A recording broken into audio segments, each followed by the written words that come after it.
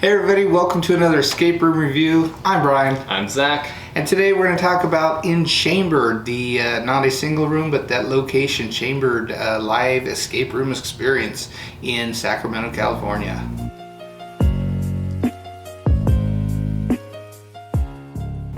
Enchambered currently has 4 games: Containment Breach, The Skull Witch, The Whispering Halls, which we talked about in another video, and Trouble in the Toy Shop. Yeah, so had a really cool lobby. Multiple lobbies technically. Yeah, and some hangout rooms in between. Just extremely well done. You get a good escape room vibe the second you walk in.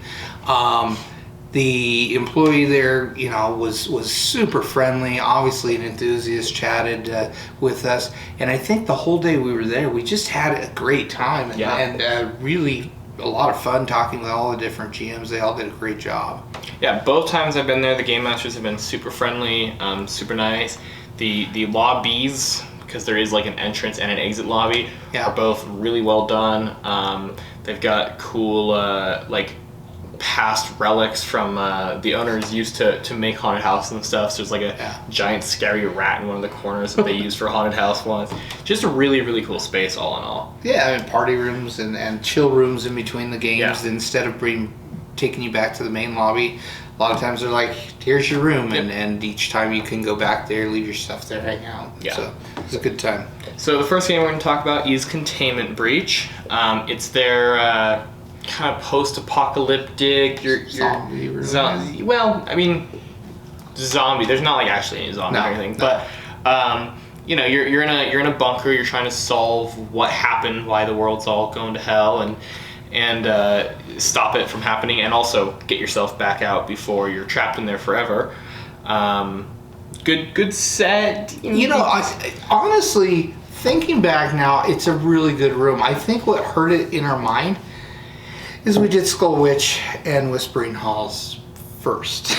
So I think Containment Breach is a really good room. It just maybe doesn't hit that same level as Whispering Hall and Skull Witch, which are their top 2 rated rooms. So if you're gonna go do it first. and it does rank lower than the others on Morty. Like it is their lowest rated game total on Morty, but it's not by any means a bad room. It's got a good set. It does a really good set. Pretty non-linear puzzle flow. In hindsight, especially having played it twice, I recognize more that you can do things in a lot of different orders. And some decent puzzles. I mean, nothing like incredible, but there was some cool stuff, and I liked that they actually had like a built-in bypass to a puzzle if you're smart enough. You're collecting fuses, and if you remember, they give you a soda can. And talking to the GM, he's like, we have one in every 500 groups try that, and it works. It's just a cool room overall, set wise, puzzle wise. Has 3 to 8 players is the amount you got to book for. Who does an escape room with 8? Sorry, I can't picture that. I know. I think that's crazy. But Whispering Halls is 5 to 10, which we'll get to that later. But probably 3 or 4. 3 or 4. I first played it with 4, and it was good. And then we 3. say that on almost every game I know, but our preferred group is 3. But this one, I think 3 to 4 is good. Yeah. It's a 16-minute game. It is handicap accessible. It's really not scary. There's a kind of at the end, it gets a little flashy red, ooh, what's happening? But you're in a bunker. Yeah, and it's dingy. The set reflects what it is, but it's not meant to be scary or horror themed or anything like that. No live actor, and $45 a person, which is a little steep. It is for the area, especially for the area. It's about on par with the Bay Area, I would say. But it's a little high for Sacramento, Reno, etc. But it's not bad. Skull Witch. That one, the set was phenomenal. And by the way, these sets start in the hallway. Yeah, outside the room. You walk up to the room and you already get a sense of what's inside. This one, really, really good use of space. I'd say there was 3 levels. There's not, but it makes you feel like that. The hint system was phenomenal on this one. I really had not the hint system, I apologize, the timing, the timer that you use. It's a tree with lights, it all fits the theme, and the lights go out over time, and each one equates to 15 minutes or whatever it is. Yeah, I think it's 5 minutes per, but it's so well done. And then the hint system was pretty good though too. The like mystical book in the corner. Yeah. And what was nice is that like obviously you could ask for clues, but if they wanted to just prompt you clues, but you didn't want the like pre-hinted ones, if you close the book, you're not going to read the clues. Like yeah, exactly.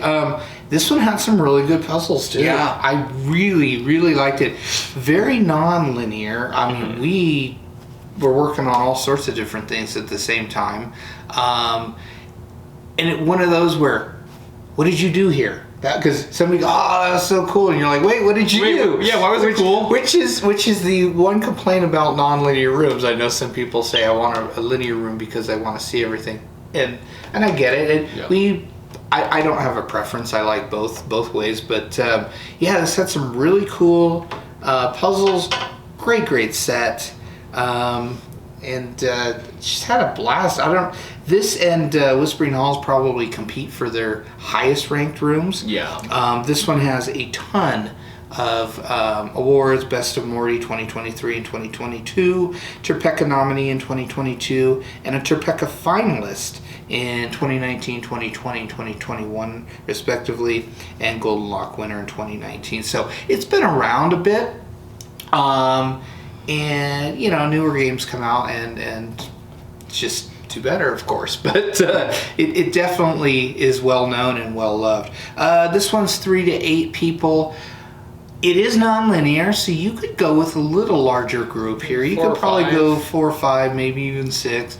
There are some smaller spaces that are going to limit that, but if you're split up into different groups, that's fine. 60 minutes, not handicap accessible, a little bit of crawling, some stairs. Not that somebody in a wheelchair or whatever couldn't join you, but they would be kind of confined to the main level. Space, and they could. But even getting into the room, though, you have to take steps to get up into it. That's true. I would say no. Scary. It's got a little scary vibe going on for sure. No live actor, and again, $45 a person. Yeah. Skull Witch, fantastic room, great set, great puzzles. All in all, great set all around. Like I said, they used to build haunted houses, so that's the thing. Whispering Halls next. Yeah. So Whispering Halls, which I've done a video on. This is widely regarded to be their like top room, just barely above Skull Witch, and in some aspects I'd agree, in some I wouldn't. It's a real toss up. I think so. Whispering Halls has the better set, and that's no dig on Skull Witch because Skull Witch has a beautiful set. Yes. But Whispering Halls, you are walking into the Haunted Mansion from Disneyland. Like it is. Yeah. And it's multi-level again, like Skull Witch, except you don't get to access the second level. Instead, because you're in this haunted, creepy mansion, they just let the fact that it's a 2-story massive building work for them because you see everything above you, and the bookshelf goes all the way to the ceiling. Yeah, and different projections on the wall, things happening. It is a beautiful set. It is really well done. It is truly flawless. The set build of that one, it's beautiful. Puzzle-wise is where Whispering Halls falters a little for me, largely because it's again non-linear, but Skull Witch is pretty clear of A goes with A, B goes with B, even though you can work on all of them together. Whispering Halls is not. There's a lot of, okay, we got a 4-digit lock, let's go try it on all the different 4-digit locks that we have, There's even like you get a combination in this room and you have to backtrack to room 1 to put it in. So it's just not super intuitive. There were some good puzzles. Yeah, no, it was the signposting is where it lets down a little bit. We were able to figure out how to get out of the first room and start puzzles in the second, third spaces, not realizing we hadn't finished all the stuff in the first, which came back to bite us in the butt later on. So Yeah, in that respect, this one that was a letdown for us a little bit. But I mean, that was our own stupidity, And again, I played the room twice. I played it once with the three of us, our usual group, and then once with 4 people from my old work. And in both of those cases, we were below the minimum recommended. To be fair, like we said, Whispering Halls is 5 to 10 players. Obviously, you can play below the minimum. If you do, it is a really, really tough room. And in both cases, we technically didn't escape. The game master, skipped a puzzle or two or kind of rushed us to the end or whatever. Which, fair enough. I understand, if the game master's job is to get you out. But it's a lot of room. And the signposting isn't super clear, so... There's a lot of puzzles. There's a lot of puzzles. And there are some good puzzles, for sure. Yeah. There's some stuff that really makes you think in there. But it's just not the most intuitive thing in the world. So... But again, yeah, more people probably would have absolutely. helped. If you have more people, then you can swap off more often. So it's a slight gripe, but it's not like the problem with the room. No, still a great set, great puzzles. Yeah. And... the ending was great. I really did that. But you feel like you're in the Haunted Mansion. Oh, yeah. So this one, what? 5 to 10 players. 5 to 10. And this is one where 5 or to 6. Yeah, I hate to go above 6. It just doesn't make sense to me. But 60 minute. Especially since the first space is small. This one is handicap accessible. It is all a single level. There's one little area where a wheelchair wouldn't make it, but it's a puzzle that just one person really needs to be working on, so that's not a big deal. Scary, I mean, it's got a Haunted Mansion sort of vibe to it for sure. No live actor, $45 a person. Again, all sorts of Best of Morty, Tribeca nominees, Tribeca finalists, all these different years. So, again, that and Skull Witch are very highly rated. Yeah. And for having 4 rooms and 2 of them being super highly rated and were Tribeca finalists for 3-4 years, that's pretty good. Yeah. So their newest game is Trouble in the Toy Shop. It was actually designed by a former game master at Enchambered. 2 to 4 players, 60 minutes, handicap accessible, not scary, no live actor, but there is yet again kind of a live GM aspect. It's the hint system. You're gonna interact with something in the room, and it's cute. It's very cute. And on the topic of hint system, we kind of breeze over for the others. Containment Breach and Whispering Halls both just use a rotary phone. You call up the GM, they answer. Skull Witch, like we said, kind of has the book. Toy Shop's the one with by far the most unique hint system, though. We've only seen in a couple rooms. Yeah, so I would say Toy Shop is the least hyped room they have. Yeah. And, rightfully so, I guess. But I had a blast in this room. It's a small little single room space, hence the only 2 to 4 players. But it's just cute and so well done. It is a great room to finish on if you're doing multiple rooms. Or a great room for beginners and kids, and it's so you're definitely in a toy shop. Everything is toy based. It has one of my favorite puzzles of all times. So simple yet so clever. Involving Tinker Toys.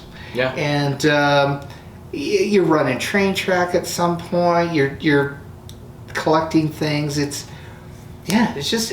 was really well done, and just like I said, just cute and fun. It had that fun physical maze. It's just beautiful, really cute little set. Great puzzles that were all on theme. I mean, more so than any others at Enchambered by far. Every single puzzle was you're working with a toy from your childhood or from his childhood or whatever. Just a really, really well done room. Yeah, it's not going to get the hype because it's not multi-rooms. It's not got that scare factor and everything like Skull Witch or Whispering Halls. But don't sleep on it. It's a good little room to hit. Yeah. And I had a blast with it. I really did. And it's only $40. I mean, it's not that much cheaper than the others, but it's cheaper than the others. And it's gotten a Best of Morty from 2023. That's the only award it's gotten, but it's absolutely a worthwhile if you're there. tack it on because, and it's not easy either. Like it's, No, it was not. There was a couple puzzles we struggled with. Yeah, it's pretty tough despite its like cute theme. It was a really, really good room overall. Yeah, so I mean, Enchambered overall, I think it's the top tier place in Sacramento. Yes. 4 rooms, 2 of them Tribeca finalists for 3 different years and a bunch of different awards. That said, still, Containment Breach has some good puzzles and a really good set. And use of lighting and everything. Yeah. And then Toy Shop, Trouble in the Toy Shop, it's just a lot of fun. Yeah. Small little room, like I said, just finish up your day with that or something. Or start doing it. Do Yeah. Toy Shop Containment Breach or something. Like, yeah. But definitely all 4 are worth doing. If you're going to be in the Sacramento area, or you live in the Sacramento area, it's worth going. And we really had a great time. Like I said, the lobby, you feel it the second you walk in. Yeah. The GMs, the staff were all really, really nice. And then the immersion starts in the hallway. Yeah. You know what you're going to be walking into. So great place. Highly recommended. Yeah, absolutely. Yeah, if you're in the Sac area, hit them up. If you're in Yuba City, hit up NorCal. Same kind of area, you can hit them both up. And for Escape Room Reviews, I'm Zach. I'm Brian. Go escape a room.